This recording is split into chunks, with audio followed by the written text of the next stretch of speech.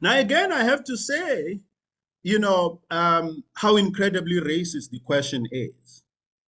And I see that, your mode of thought basically proceeds from that kind of racist thought, because if you don't get the point I'm making, let me demonstrate. What you are asking me is tantamount to asking a victim of rape, what would your life have been had you not been raped? Because remember, integral to colonialism, which is the coming of Europeans to Africa, slave rape was integral to it. So what we are doing is asking victims of rape to say what would their lives had been like had they not been raped. And you don't see anything wrong with it, because your thought pattern proceeds from a very racist framework that says for these other people, it is possible, to say anything about them. But when those things are said about white people, then certain sensibilities of justice, morality, and other sensibilities spring into action. But I'm going to answer your question nonetheless. I teach political science.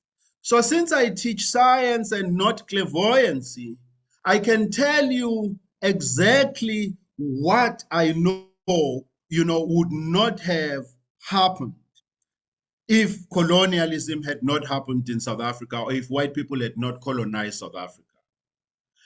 I know for a fact that perhaps today in 2021, Steve Bantu Biko would perhaps or probably still be alive.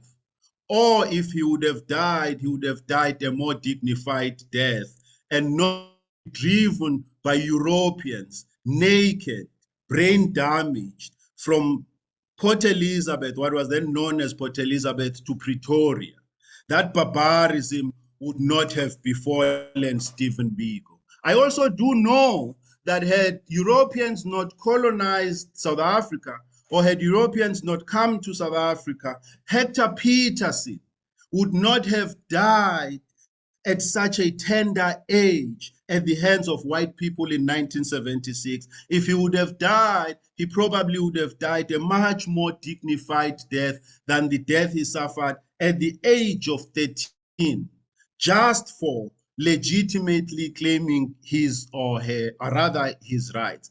I also can tell you that had Europeans not colonized South Africa, Mgcineni Mambush Noki would not have been shot in such a inhumane and insensitive manner as he was, alongside those in Marikana who produced the wealth that the Europeans today, or the white people today in South Africa, enjoy. He perhaps would still be alive to see his daughter grow up in the presence of his father.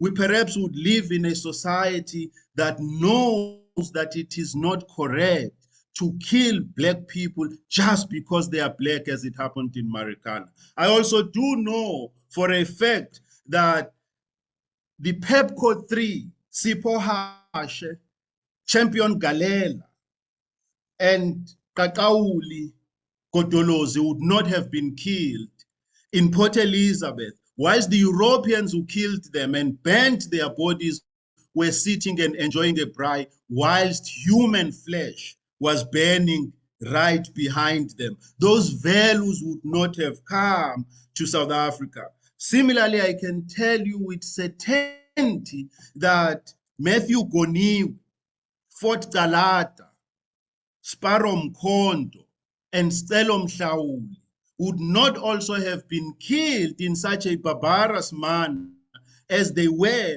had Europeans not come to South Africa. And you would not have had a white European magistrate declare that they were killed by unknown people when he knew very well who had killed them.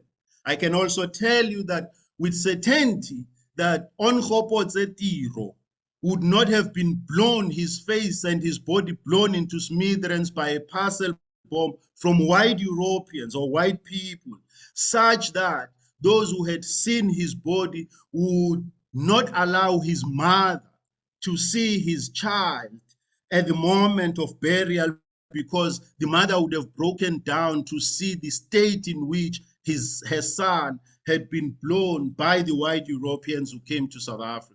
I can also tell you that with certainty that Chris Martin Tembisile Kani would not have been shot by that white person called Walus if white Europeans had not come to South Africa. We perhaps would still have been living with him in South Africa today, or if he would have died, he perhaps would have died a death of a different sort. I also can tell you with certainty that uHintsa kaKhawuta, ikumkani yamaXhosa, would not have been killed just for refusing to hand 50,000 head of cattle to white European people who today tell us they've worked hard for their wealth, when we know that that wealth has been plundered from people like Hintsa. We know that Hintsa would not have died the kind of death, that he suffered, at the hands of Harry Smith. We know that his head would not have been taken as a trophy to Britain if European people had not come to South Africa. We also know that uBhambatha kaMancinza would not have suffered the suffering he suffered at the hands of white people in 1906 when he led the Zondi clan against the poll tax that Europeans had imposed on black people in order to force them into servitude to avail themselves as cheap labor. To be sure, between 3,000 and 4,000 people of the Zondi clan were killed in 1906 by European people. South African history does not remember that. We know that if Europeans had not come here, we would not have lost those good people who were dear to us.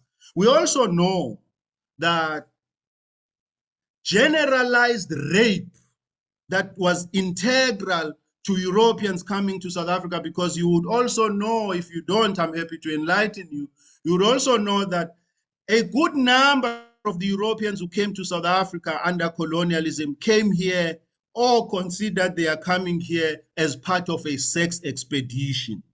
Because in the European mind, the African was possessed of extraordinary libidinal desires. And so in order to satisfy, their European libidinal desires, they came to Africa in order to have sex with the African.